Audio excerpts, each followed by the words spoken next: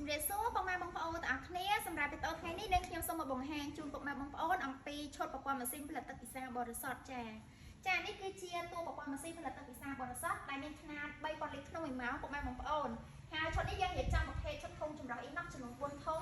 ចំពោះតួប្រព័ន្ធម៉ាស៊ីននេះគឺក្រុមហ៊ុនយើងខ្ញុំរៀបចំយ៉ាងស្រស់ស្អាតប្រណិតភាពខ្ពស់ខ្លាំងមែនទែនហើយចំពោះការរៀបចំប្រព័ន្ធម៉ាស៊ីននេះគឺយើងរៀបជាប្រព័ន្ធសំណុំតែម្ដងដែលមានតែប្រព័ន្ធធុងចម្រោះចម្រោះកម្ចាត់កកដីកតិកទីកម្ចាត់ក្លិនហើយមានជាមួយនឹងប្រព័ន្ធធុងរសជាតិថែមទៀតផងចឹងចំពោះឈុតនេះគឺមានលក្ខណៈពិសេសមែនតើបងប្អូនអាចជួយមើលបានចំពោះការរៀបចំវិញប្រព័ន្ធធុងចម្រោះប្រព័ន្ធទូបញ្ជាភ្លើងហ្នឹងគឺនៅលើជើងតម្រូអ៊ីណុកហ្នឹងតែម្ដងបងប្អូនការរៀបចំគឺងាយស្រួលផ្លាស់ទីមែនតើចឹងបើសិនជាបងប្អូនដែលមានកម្រងចង់បង្កើតជាអាជីវកម្មផលិតទឹកពិសាបរិសុទ្ធបងប្អូនអាចចេញសាកសួរព័ត៌មានបន្ថែមជាមួយខាងក្រុមហ៊ុនយើងខ្ញុំបានសម្រាប់ក្រុមហ៊ុនយើងខ្ញុំគឺយើងមានជំនាញវិជ្ជាជីវៈយ៉ាងច្បាស់លាស់ទាក់ទងនឹងការរៀបចំតារាប្រព័ន្ធម៉ាស៊ីនទឹកសុទ្ធជូនដល់បងប្អូនធានាជូនទឹកស្តង់ដារឆ្ងាញ់អត់មានក្លិន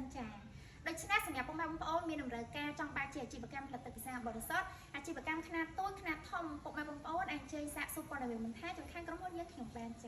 សូមអរគុណសូមជម្រាបលា